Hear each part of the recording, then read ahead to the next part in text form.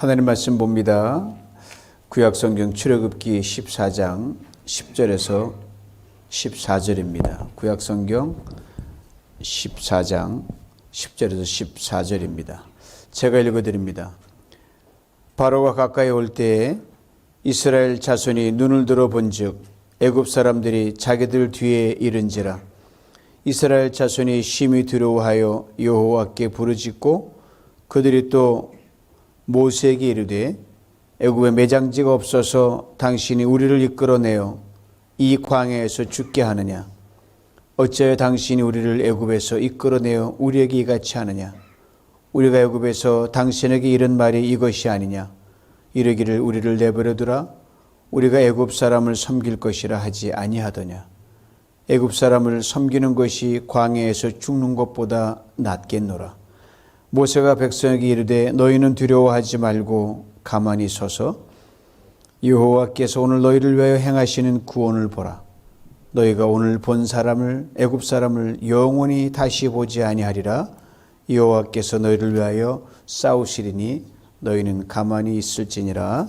아멘. 오늘 복된 날 광복 78주년을 맞는 기념주일, 여러분과 반가운 얼굴을 뵙게 너무 감사합니다. 오늘 이렇게 아침에 일어나면서 제 목사가 된 것이 참 복되다 이 생각을 했어요. 제가 뭐 일찍 태어난 세대도 아니기 때문에 전쟁도 모르고 광복도 모르는데 이렇게 목사가 돼서 여러분의 말씀을 통해서 이 중요 절기 때 나라를 생각할 수 있도록 해주시니까 본의 아니게 나라 생각을 하게 되더라고요.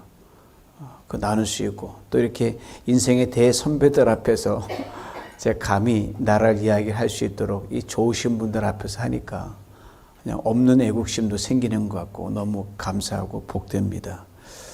1945년 해방을 맞으셔서 태어난 해방둥이들이 여기 여러 분 계시는데 축복합니다. 뭔지 모르고 태어나셨겠지만 그날이 복된 날이었습니다. 그리고 여러분 감사하고요. 이 광복 맞을 때마다 우리 일본을 생각하게 되죠. 얄미운 나라, 왼수 같은 나라 많이 생각을 하게 되는데 도대체 왜 그럴까 이렇게 곰곰이 생각해 봤어요. 지정학적으로 너무너무 가깝습니다. 제 마음으로는 자꾸만 멀어지는 것 같아요. 잘 지내지 하다 보면 또 뭔가 툭툭 튀어나오고, 어떤 분이 그 이유를 이렇게 적어놨더라고요. 한국은 일본에 대해 현대사 콤플렉스가 있고 일본은 한국에 대해 고대사 콤플렉스가 있기 때문이다. 일리가 있는 것 같아요. 한국은 일본의 나라를 강제로 빼앗았잖아요. 약 35년 동안 제한됐던 가혹한 식민 지배에 아픈 기억을 가지고 있습니다. 동시에 일본은요, 한국이 그들에게 높은 문화를 전해준 것에 대해 가지는 콤플렉스와 열등감을 가지고 우리 아니면 일본이 그런 문화 못 누리거든요. 그러나 우리가 일본에 대해 가지는 아프고 쓰라린 기억이 일본이 한국에 대해 가지는 콤플렉스에 비해 상상할 수 없이 큽니다. 이유는요, 힘에 의해 강제로 정복당했을 경우 겪게 되는 엄청난 트라우마 때문에 그렇습니다. 한국 기독교의 양심이여 선비를 불리며 한국교회사의 산증인이고 한국 역사의 거장으로 국사 편찬위원회 위원장을 지냈던 지금 많이 나이가 드셨죠? 이만열 박사님이 일제 식민지가 한국에 끼친 피해를 이렇게 설명합니다. 들어보세요. 한국을 힘으로 정복해 놓고 이것을 개혁과 근대화라고 표방하면서 저지른 일본의 수탈과 착취는 서구의 어떤 식민지 지배보다 더 악랄했고 거기에 민족 말살까지 감행한 범죄 행위였다. 그 후유증으로 한반도의 분단에 초래되었고 일본이 한국에서 물러날 때 그 무장 해제를 위해 그어진 선이 6.25 전쟁을 거쳐 오늘날 휴전선으로 굳어졌다. 미국과 소련의 진주로 한국의 전통은 이중적인 파괴를 맞았다. 분단으로 인해 1천만 이상 가족이 양산되었고 남북한 사람들은 물론 세계 숱한 젊은이들을 죽음에 이르게 했다. 그리고 자신이 어린 시절 맞았던 1945년 광복을 다시 회상하면서 그는 해방 78주년을 맞는 오늘의 한국을 안타깝게 바라보며 이렇게 힘주어 말합니다. 광복 이후 물러난 것으로 알았던 일본이 아직도 소송거리며 우리의 완전 자주 독립 통일을 방해하고 있다. 정치, 역사, 문화 방면에서만 그러는 것이 아니고 지금은 경제를 통해서도 그렇게 하고 있다. 우리를 어떻게 하든 자기들 밑에 들어오는 일본과 또 식민사관에 젖어 일본의 밑에 들어가는 걸 자처하는 이들을 우리 국민은 극복해야만 된다. 그것이 과거 독립운동에 앞장섰던 신앙 선배들이 걸었던 길에 동참하는 것이다. 이분의 말에 전적으로 공감이 갑니다. 빼앗긴 대로도 범은 오는가? 민족 시인 이상화 시인의 시 한 구절입니다. 그 간절한 염원대로 우리는 35년간 빼앗겼던 나라를 되찾았습니다. 78년이 흘렀습니다. 그러는 사이에 일본의 그 잔재를 없애기 위해서 크고 작은 노력들이 많이 따랐는데 일본만 잔재를 없앴어요. 들어보세요. 국민학교가 초등학교로, 시다가 보조로, 벤또가 도시락으로, 18번을 애창곡으로, 오뎅을 어묵으로, 구라를 거짓말로, 꼬봉을 부화로, 대빵을 우두머리로, 뽀록났다를 들통났다로, 땡깡을 생떼로, 훅가이시를 허세로, 단도리를 준비로, 쿠사리를 꾸중으로, 레자를 인조가죽으로, 똔똔은 본전 등으로. 그리고 일제시대의 대표적 건물을 허물기도 했고요. 끊임없이 국민교육운동, 애국개몽운동을 펼쳤습니다. 이쯤 되면 우리의 생각과 정신, 영혼 깊숙한 곳에 나란히 가는 진정한 자유해방의 노래가 울려 퍼져야 되지 않습니까? 근데 현실은 그렇지 않을 때가 참 많아요. 나가 식민사관과 무분별한 4대주의로부터 벗어나 진정한 자유를 누리는 것이 정말 힘들다는 것은 오늘 함께 읽은 본문이 우리에게 분명하게 일깨워줍니다. 아신 대로 오래전 이스라엘 민족이 당시 거대한 제국이었던 이집트에서 약 400여 년간 종살을 생고생을 했던 시절이 있었어요. 한국의 일제 식민지를 쓰던 기간보다 10배나 넘는 시간이었습니다. 얼마나 힘든 시간을 보냈는지를 출애굽기 5장 7절 9절 이렇게 증거합니다. 당시 이집트의 왕이었던 바로가 노동 감독관들과 작업반장들에게 내린 명령입니다. 새 번역으로 읽어드립니다. 너희는 벽돌을 만드는데 쓰는 집을 더 이상 이전처럼 저 백성들에게 주지 마라. 그들이 직접 가서 짚을 모아오게 하여라. 그러나 벽돌을 생산량은 이전과 똑같게 하라. 만들어내는 벽돌의 수가 줄어들어서는 안 된다. 그들에게 더 힘겨운 일을 시키고 그 일만 하게 하여서 허튼 소리에 귀를 기울이지 못하게 하라. 그리고 하루 일당량에 조금이라도 미치지 못하면 사정없이 두들겨 팼습니다. 오랜 세월 동안 그랬으니 살아도 사는 게 아니었습니다. 저들의 슬픔이 땅에 가득했고요. 저들의 눈물이 강을 이루었습니다. 통곡이 하늘에 사무쳤습니다. 하나님이 저들의 슬픔과 눈물을 보시고 통곡을 들으셨습니다. 이에 대해 출애굽기 2장 24절 25절 이렇게 말해줍니다. 하나님이 그들의 탄식하는 소리를 들으시고 아브라함과 이삭과 야곱에게 세우신 언약을 기억하시고 이스라엘 자손의 종살이를 보시고 그들의 처지를 생각하셨다. 이 짧은 말씀에서 하나님이 어떤 분이냐를 분명하게 설명해 준 동사가 등장합니다. 들으시고 기억하시고 보시고 생각하셨다. 인간적 관점에서는 종살이 400년이면 존재감은 없어져야 마땅합니다. 잊혀져야 마땅합니다. 하나님은 아니었습니다. 우리 하나님은요, 우리 모든 형편을 들으십니다. 기억하십니다. 보십니다. 생각하십니다. 생각한다는 그 단어가 아주 강렬한 의미를 지니고 있습니다. 구석구석 속속들이 다 살펴내신다는 뜻이에요. 우리가 아무리 감추어도 다 들춰내신다는 소리예요. 이 하나님께서 이스라엘 백성들을 이집트의 종살이에서 건져내셨습니다. 이스라엘 백성은 그렇게 고집스럽게 부뚝 놔주지 않던 이 바로 왕을 하나님의 강한 편팔로 내리치셨습니다.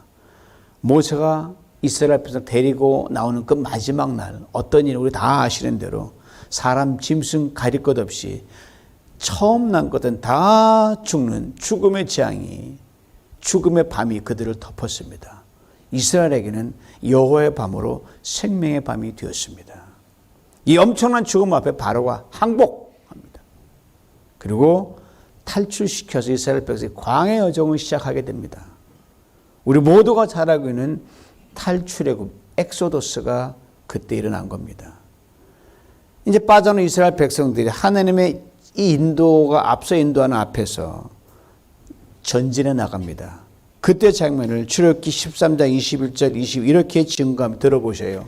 여호와께서 그들 앞에서 가시며 낮에는 구름 기둥으로 그들의 길을 인도하시고 밤에는 불기둥을 그들에게 비추사 낮이나 밤이나 진행하게 하시니 낮에는 구름 기둥 밤에는 불기둥이 백성 앞에서 떠나지 아니하리라. 이런 거 한번 경험하면 다시는 하나님 안 떠날 것 같아요. 자, 이렇게 신비하게 이스라엘 백성들을 인도하신 하나님께 저들을 막다른 골목으로 몰고 가셨다는 거 아닙니까? 앞은 거대한 홍해 바다가 놓여 있습니다. 뒤로는 이집트의 마지막 국경 수비대의 초소가 있는데 놓여 있는 상황으로 보면 도관에 갇힌 쥐 신세입니다. 이 소식을 국경 수비대 병사가 바로에게 일러 바칩니다. 병사로부터 상황 보고받은 바로가 그의 신하를 이렇게 말합니다. 우리가 이스라엘 백성들을 내보내어 일손을 잃어버리다니 도대체 우리가 무슨 짓을 한 거야? 그리고 보고를 받고는 가자 하고 적의 부대를 이끌고 특수 병거를 대동해서 총 출동 뒤쫓아옵니다. 전속력으로 이스라엘 백성들의 뒤를 쫓아옵니다. 이윽고 바로의 모든 병거와 기마와 그의 기병과 보병으로 구성된 이집트 군대가 백성들을 따라잡기 일보 직전입니다. 따로 잡은 거나 마찬가지. 그냥 그들의 숨소리가 들렸으니까요. 그리고 금방까지 이르렀습니다. 이 아슬아슬한 장면에 대해서 오늘 본문 10절 이렇게 증거합니다. 바로 가까이 올 때 이스라엘 자손이 눈을 들어본 즉 이집트 사람들이 자기들 뒤에 이른지라 이스라엘 자손이 심히 두려워하여 여호와께 부르짖었다. 여러분 달리기를 해보셨죠? 달리기 하다 보면 앞에서 뛰던 사람들이 불안감 최고도로 달할 때 분명히 앞서 있는데 불안해 죽겠는 거예요. 왜 그런지 아셔요? 바로 누가 뒤에서 바짝 쫓아가기 때문에 그래요. 저놈 안 쓰러지나? 저놈 멈추지 않나? 그 생각이 막 들거든요. 이것을 무한대로 느리면요. 당시 바로의 군대에 쫓김을 당했던 이스라엘 백성들의 불안감이 될 것입니다. 그리고 오늘 본문은 심히 두려워했다 이렇게 기록하고 있습니다. 원문의 표현을 보면 최상급 두려움이라고 되어 있습니다. 바로 이런 상황 이들이 하나님께 부르짖은 거예요. 여기까지는 자연스러운 수준입니다. 그렇지 않겠어요? 살아야겠는데 두려움, 최고 두려움이 엄습해는 왜 안 그랬겠습니까? 근데 그 다음이 문제였어요. 하나님 연신 부르면서 이들의 눈에 홍해를 바라보고 태어나게 서 있는 모세가 들어온 거예요. 저 양반은 답답하지도 않고 무섭지도 않나 모세가 눈에 딱 들어온 거예요. 이들의 부르짖음이 모세를 향해 쏟아집니다. 먼저 11절 말씀을 보면요. 현대인 성경 읽어드립니다. 이집트에 매장지가 없어서 당신이 우리를 이 광야로 이끌어내어 죽이려 하십니까? 무엇 때문에 당신이 우리를 이집트에서 끌어내가지고 이 꼴을 당하게 합니까? 고생스럽지만 그런 이들은 자유자였잖아요. 바로와 그의 군대에 쫓겨도 저들은 자유의 몸이었잖아요. 저들의 말대로 이집트에서도 언젠가는 죽게 되어 있습니다. 그리고 거기서 묻히게 됩니다. 그러나 그것은 종과 노예의 죽음입니다. 평생 대대로 종으로 살다가 종으로 죽었다 이렇게 기억될 것입니다. 그런데 상황을 보니 거친 광야에서 죽게 생겼습니다. 그러되면 사막의 모래 언덕이 저들의 무덤이 됩니다. 그러나 그는 자유자의 죽음입니다. 평생 대대로 자유를 찾아 과감히 나와서 자유자로 죽었다. 어떤 게 더 영광스럽습니까? 그래서 저들은 종과 노예의 길을 더 원했다는 말입니다. 종과 노예를 했을 때 그렇게 밤낮 고생하면서도 눈물 짓는 중에 하나님께 부르짖었던 그 외침도 다 잊어버렸어요. 여전히 12절 말씀을 들어보셔요. 우리가 이집트에서 당신에게 이집트 사람을 섬길 수 있도록 내버려 달라고 하지 않았습니까? 이집트 사람을 섬기는 것이 광야에 죽는 것보다 낫습니다. 오랫동안 이집트의 종살이에 젖어 있던 저들이었습니다. 그래서 조금만 불편하면, 조금만 얼음이 닥치면, 배만 조금은 고파도, 목만 조금 말라도 우리가 애굽에 있었더라면 이렇게 고생하지 않을 수 있을 텐데, 그런 말이 수시로 튀어나왔습니다. 광야에서 죽어도 행여 노예나 종으로 누릴 수 있는 부귀 영화나 편안함을 절대로 부러워하지 않겠다. 이대로 만족한다. 그래야 정상 아닙니까? 그러나 하나님께서 주신 소중한 자유를 모르고 이집트의 종살이를 오히려 그리워했던 이스라엘 백성들이었습니다. 몸은 비록 이집트를 빠져나왔지만 저들의 생각과 뜻과 의지 그리고 믿음의 현주소는 여전히 애굽의 종의 신세를 면치 못했습니다. 그러나 저들의 이런 노예 근성, 종의 근성을 가만히 이해는 좀 할 수 있어요. 뭐 40년도 아니고 4년도 아니고 400년 종살이 하다가 1년 반짝 나왔는데 그립지 않겠어요? 이해는 해요. 그렇지만 이에 비해 우리는 일본으로부터 자유해방을 찾은 지 78년이 지났습니다. 35년의 식민지 세월의 2배가 넘는 시간입니다. 자유를 정량적으로, 물량적으로 분석해낼 수는 없습니다. 그러나 적어도 광복 78주년을 맞는 오늘 우리들의 입에서는 결코 튀어나와서는 안 되는 말이 있습니다. 결코 해서는 안 되는 행동들이 있습니다. 결코 걸어서는 안 되는 길이 있습니다. 그것은 비록 몸은 자유의 땅에 있지만 정신과 영혼은 과거 식민지 시절 종의 길을 걸어가겠다는 것과 다를 바가 없기 때문입니다. 오늘 본문의 이스라엘 백성들처럼 말입니다. 찰스 디킨스가 쓴 두 도시 이야기가 있습니다. 그래서 한 영국인 죄수가 프랑스에서 범죄를 범해서 감옥에 갇혀있던 죄수의 삶을 살아가고 있었는데 오랫동안 감옥생활을 하다 보니까 그 감옥생활이 아주 익숙한 거예요. 좁은 공간이지만 편안했고 안락함을 누렸습니다. 그 책임도 안 지니까 얼마나 편해요. 자고 싶으면 자고, 가만히 있어서 밥 갖다 주죠. 운동시켜주죠. 얼마나 좋습니까? 또 마누라, 잔소리하는 마누라 없으니까 더욱더 편한 거예요. 마룻바닥에 삐걱삐걱 할 때 저들은 시끄러웠는데 이게 음악 소리로 들리는 거예요. 어느 날 출소하게 됩니다. 고향 영국으로 돌아갑니다. 그리고 전에 살던 널찍한 집 공간에 누워 잠을 청하는데 잠이 안 오는 거예요. 왠지 불안이 막 밀려오는 거예요.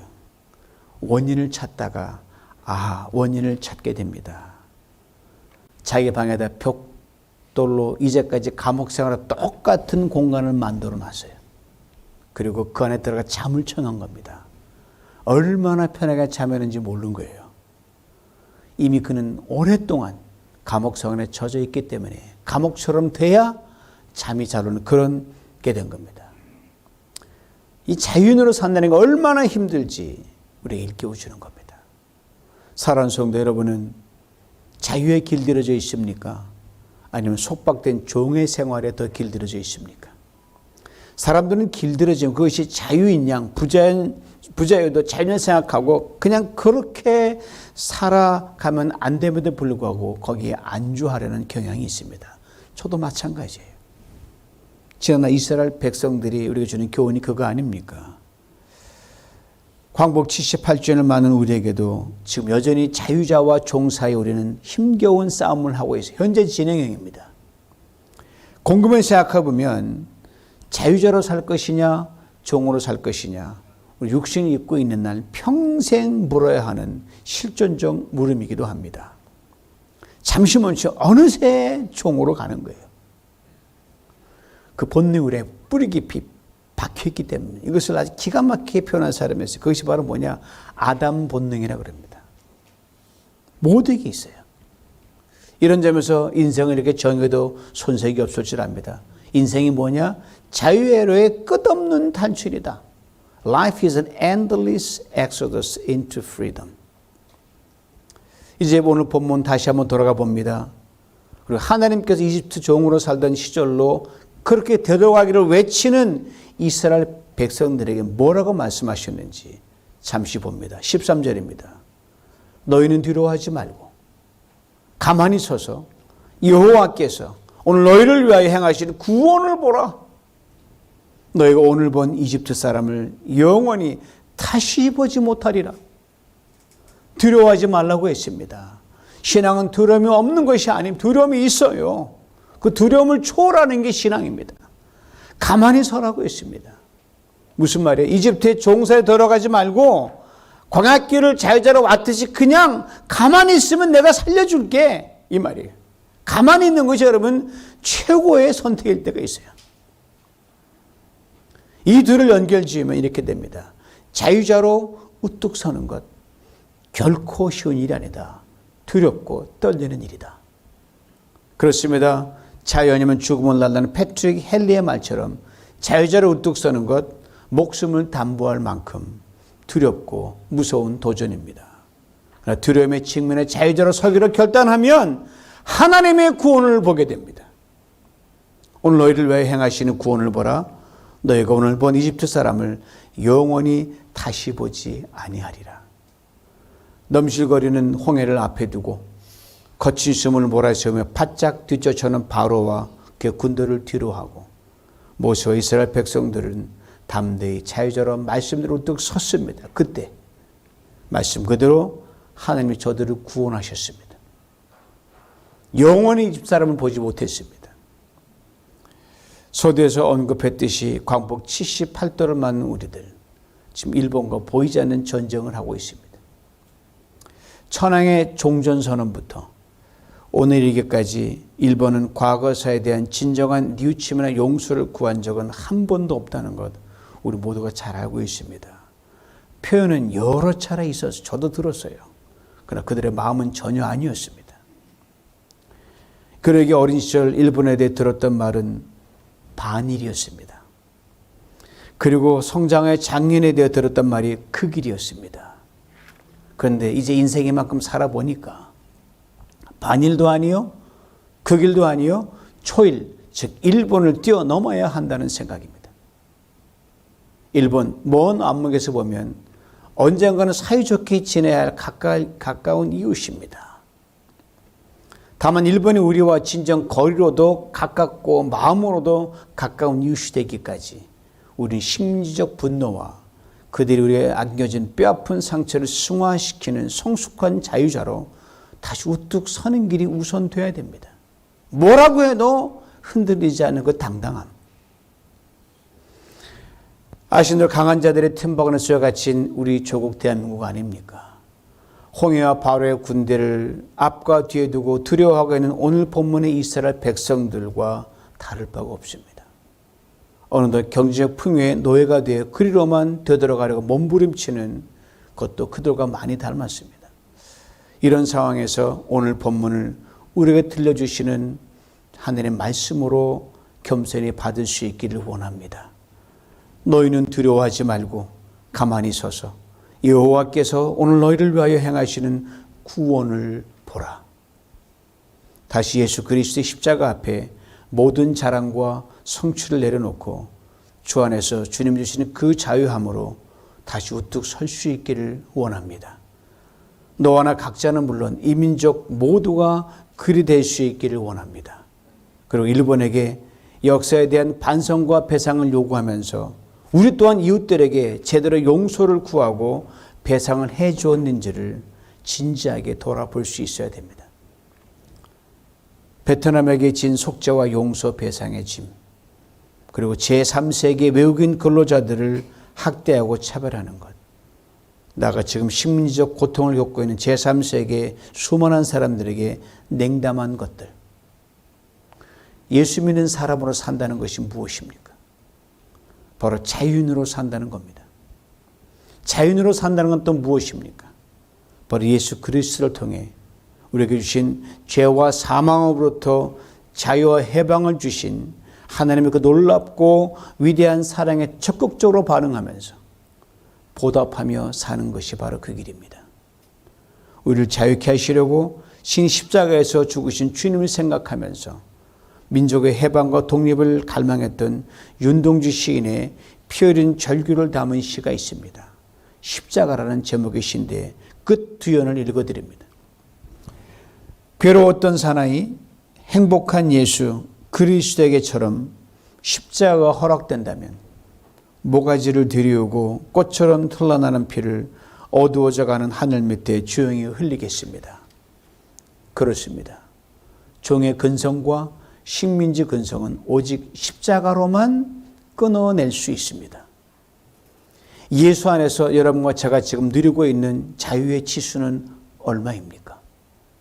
그 자유의 치수만큼 우리는 하나님을 사랑할 수 있으며 그 자유의 치수만큼 생명의 능력을 경험할 수 있습니다. 그 자유의 치수만큼 다른 사람을, 민족과 세상을 품을 수 있습니다. 이 시간 바울을 통해 들려주시는 주님의 음성을 듣기를 원합니다. 갈라디아서 5장 1절입니다. 들어보세요. 그리스도께서 우리로 자유케 하시려고 자유를 주셨으니 그러므로 굳세게 서서 다시는 종의 멍에를 매지 말라. 다시 자유자로 우뚝 서십시다. 모든 두려움과 염려와 미래의 불확실성 앞에서 그리하십시다. 78년 전 우리 민족의 탄식과 눈물을 들이시고 기억하시고 보시고 생각하시고 8.15 광복을 선물로 주셨던 하나님께 감사와 영광을 돌리면서 말입니다. 주님이 다시 말씀하십니다. 너희는 두려워하지 말고 가만히 서서 여호와께서 오늘 너희를 위하여 행하신 구원을 보라. 이 약속의 말씀대로 다시 자유자로 우뚝 서기로 결단하는 여러분과 제 삶에 이 민족 위에 하나님께서 그 놀라운 구원을 반드시 향하여 주실 줄 믿습니다. 모처럼 자유의 빛을 마음껏 발산하는 자유자로 평생 살아가는 우리 모두가 될 수 있기를 주님의 이름으로 축원합니다. 기도합니다. 하나님 아버지, 그저 감사합니다. 어느 누구의 어느 강대의 힘도 아니고 주님이 강권적으로 사람의 힘을 잠깐 빌려서 이 민족을 35년 질구에서 건진 광복의 그 기쁨, 그 선물 다시금 기억하며 주 앞에 모든 상황에 자유자로 서기로 결단합니다. 오직 주님만 바라보고 가기를 원합니다. 그러한 개인과 교회와 민족되게 만들어 주셔서 우리가 부른 애국가처럼 동해물과 백두산이 마르고 닳도록 이 민족이 자유 대한민국으로 영원히 설 수 있는 복을 누리고 그 증거와 그 결과물을 신속히 보게 하여 주시옵소서. 예수님의 이름으로 기도하옵나이다. 아멘.